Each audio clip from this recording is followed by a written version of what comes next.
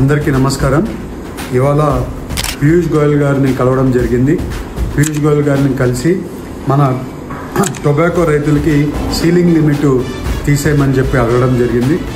ఇవాళ ceiling లిమిట్లో light small penalty కింద, ఎందుకంటే ఎప్పుడన్నా మళ్ళీ ఇష్యూ రాకుండా ఉండాలని చెప్పి స్మాల్ పెనాల్టీ కింద చేయడానికి పీయూష్ గోయల్ గారు ఒప్పుకున్నారు.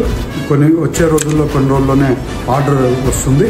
ఇవాళ మనము ఎప్పుడు కూడా రిక్వెస్ట్ చేస్తున్నాము, పామ్ ఆయిల్ రైతులకు కూడా సిపిఓ ధర కూడా ఫిక్స్డ్గా ఇవ్వండి.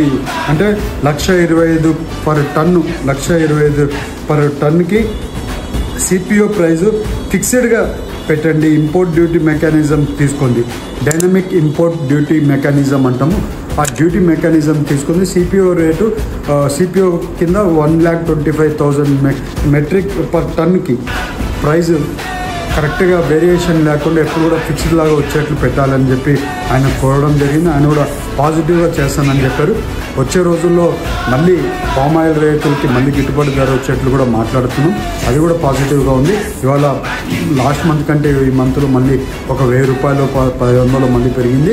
ఇంకా వచ్చే రోజుల్లో కూడా పామ్ ఆయిల్ రైతులకి రేట్లు మళ్ళీ పెరుగుతాయని కూడా మీ అందరికీ తెలుస్తూ, అలాగే ఇవాళ నితిన్ గడ్కరీ గారిని కూడా కలవడం జరిగింది.